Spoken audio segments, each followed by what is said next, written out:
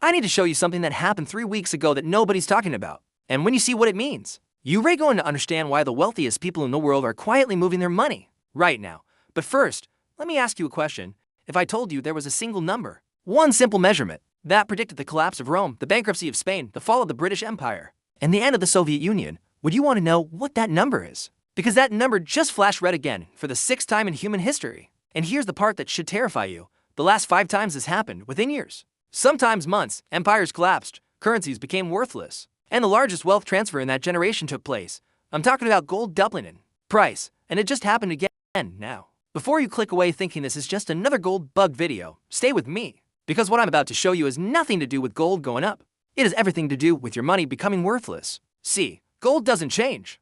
Gold is just sitting there. It's been the same for 5,000 years. When gold doubles in price, it's not gold that's moving. It's everything else that's collapsing around it. And I can prove it. Let me take you back to 1,000 years. Here's what they don't teach you in history class. Rome didn't fall because of barbarians. Rome didn't fall because of moral decay. Rome fell because of this. Hold on. Let me show you something. This is a Roman denarius from 211 BC, 95% pure silver. For 300 years, this coin was the dollar of the ancient world. You could take this coin anywhere in the known world and people would accept it. It was trusted. It was stable. It was real money. But here's where it gets interesting. By 60 AD, under Emperor Nero, the silver content dropped to 90%. Still mostly silver, right? No big deal. Except it was a big deal. Because once they started, they couldn't stop. Under Trajan, 85% silver. Under Commodus, 70%.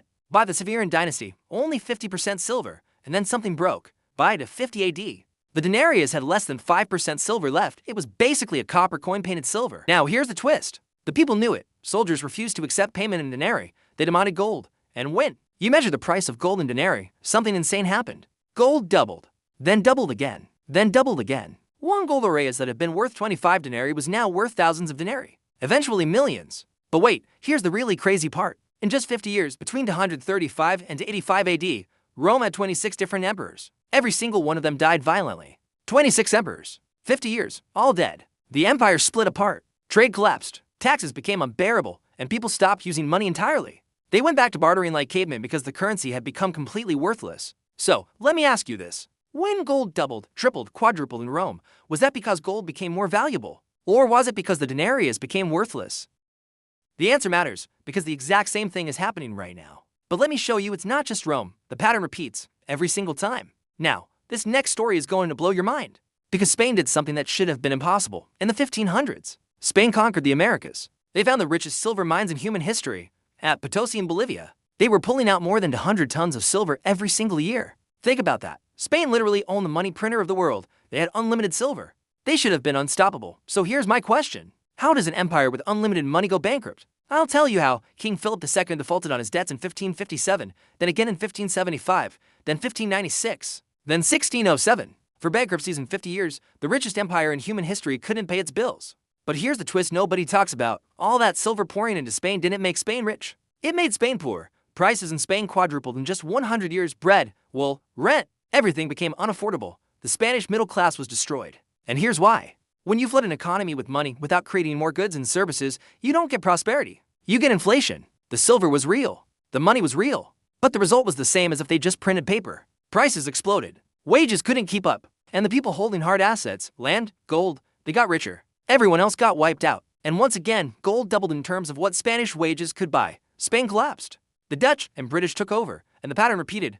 But it gets worse. Let me show you what happened in France. Okay. This story is genuinely terrifying because it shows you how fast this can happen. France is one of the great powers of Europe. Rich, powerful, sophisticated. The government's broke, so they come up with a brilliant idea. They're going to issue paper money called the Seinates backed by confiscated church land. On paper. It sounds solid, right? Real estate backing should be stable. Here's what actually happened. They started printing, and they couldn't stop. In just 6 years, they issued 45 billion worth of assignats. Now watch this number. In 1790, one gold coin was worth 15 assignats. By 1795, 5 years later, that same gold coin was worth 600 assignats. That's a 40 times collapse in 5 years. Let me put that in perspective. If the same thing happened to the dollar today, your $100,000 in the bank would be worth $2,500 in 5 years. Your retirement gone. Your savings worthless. And here's the really dark part. This triggered the French Revolution, the Reign of Terror.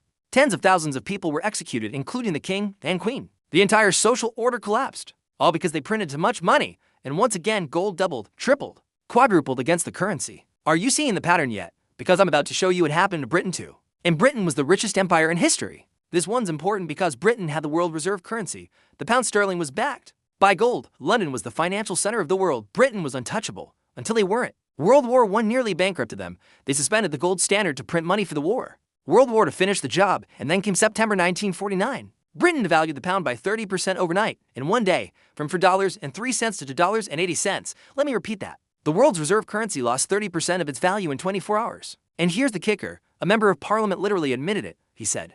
And this is a direct quote because the government has been obliged to devalue the pound, thus increasing the value of gold. Instead of the increased value going to the benefit of the state, the money has gone into private pockets. In other words, the people holding gold got rich overnight. Everyone else holding pounds got destroyed. And gold doubled in pound terms. Britain went from one currency crisis to another through the 50s and 60s. And by 1970, the British Empire was gone. The pound was no longer the reserve currency. The torch passed to America, which brings us to 1971. And this is where things get really interesting. August 15, 1971. Most people have no idea what happened on this date. But it's probably the most important economic event of the last 100 years. After World War II, the world ran on something called the Bretton Woods system. The dollar was pegged to gold at $35 an ounce. Every other currency was pegged to the dollar. In theory, this made the dollar as good as gold, because you could always exchange dollars for gold. But here's what was actually happening. The US was printing way more dollars than they had gold to back it up, and other countries knew it. France figured it out first. Charles de Gaulle started exchanging dollars for gold. Then other countries started doing the same thing, and the gold in Fort Knox was flowing out. The US was about to run out of gold. So on August 15, 1971, President Nixon went on television and made an announcement. He said the US would no longer allow foreign governments to exchange dollars for gold. He closed the gold window. That was the moment the dollar stopped being backed by anything. It became pure paper, pure faith, and here's what happened next. By 1973, just 2 years later, the price of gold doubled from $35 to $68, and it kept going. Gold went from $35 to over $800 by 1980. That's a 23 times increase in less than 10 years. The Bretton Woods system collapsed.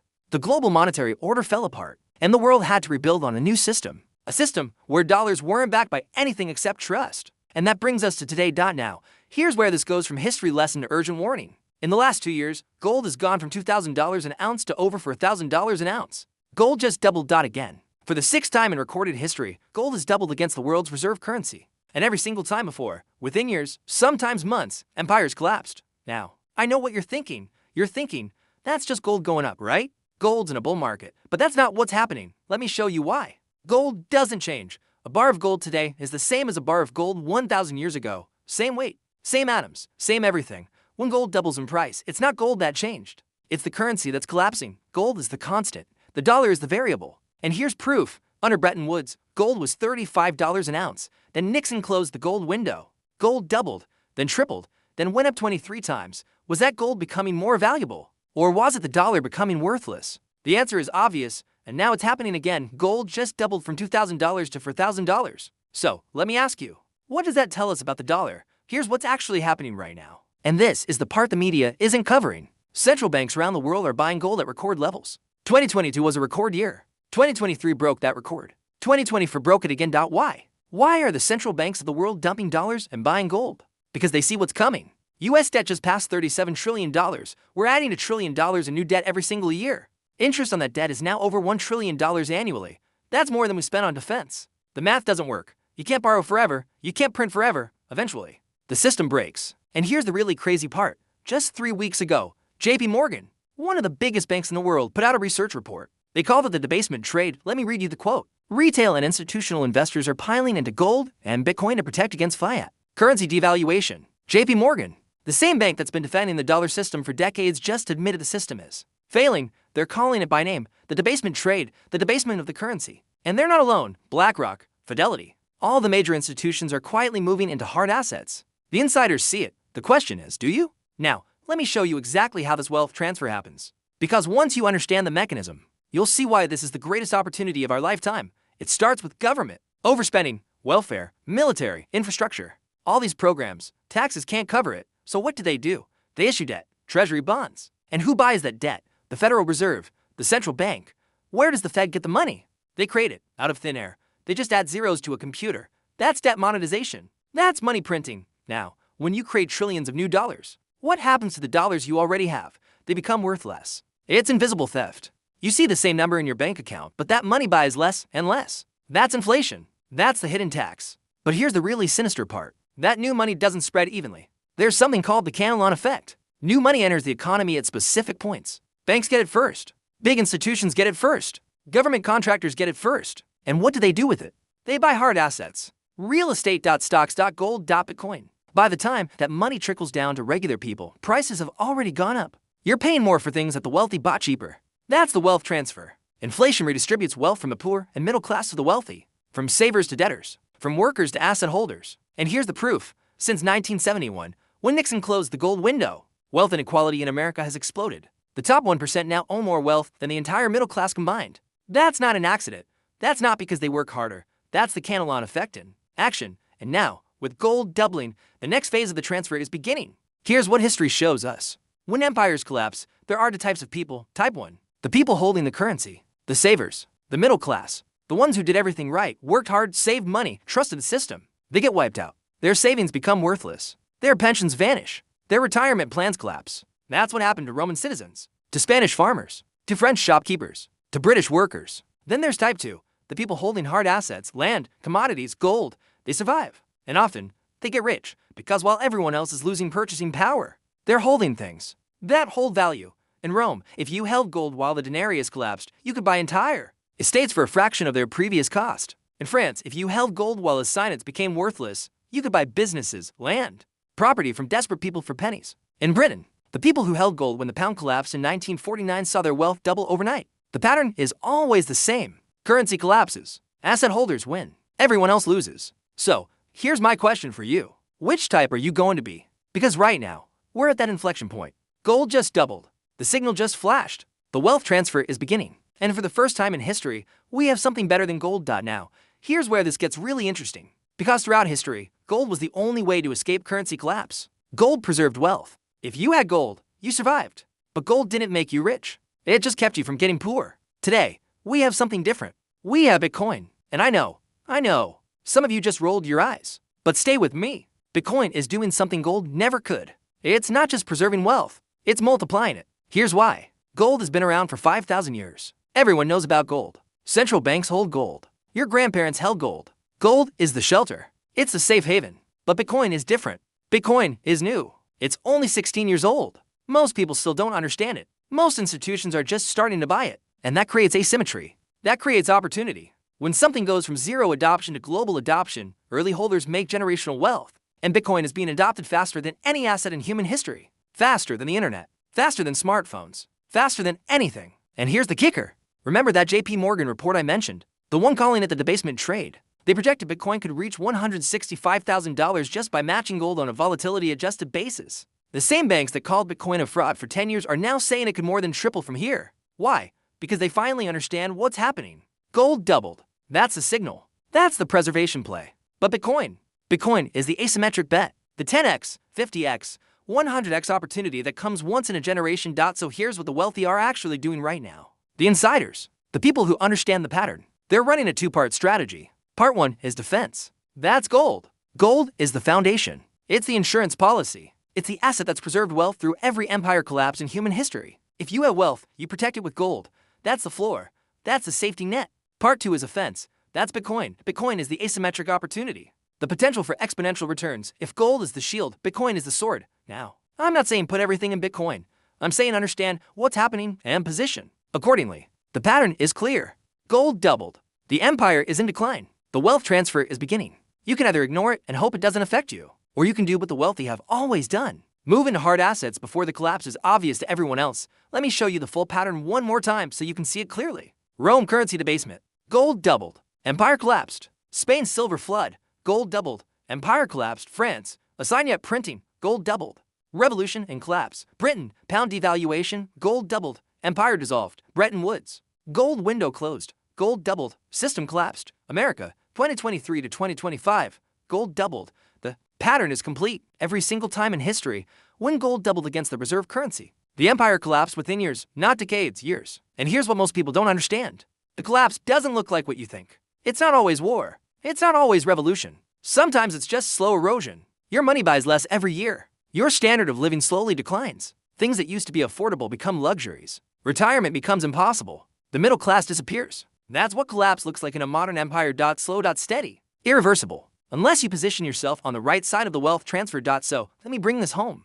Gold just doubled. That's a fact. Throughout history, every time gold doubled against the reserve currency, empires fell. That's a pattern. Right now, central banks are buying record gold. Wall Street is calling it the debasement trade. Bitcoin is being adopted at unprecedented speed. Those are signals. You have a choice to make. You can ignore this. You can hope it doesn't affect you. You can trust that somehow this time will be different. Or you can look at 2,000 years of history and recognize the pattern. Every empire collapse creates more wealth than the empire's rise. Because wealth doesn't disappear. It just changes hands. From the currency holders to the asset holders. From the unprepared to the prepared. Rome created millionaires when it fell. Spain created millionaires when it collapsed. France, Britain, the Soviet Union all created enormous wealth for those who saw it coming. And America's decline will be the biggest wealth transfer in human history. Not because I want it to happen. Not because I'm rooting for it. But because the math is inescapable. $37 trillion in debt, to $1 trillion annual deficits, $1 trillion in interest payments.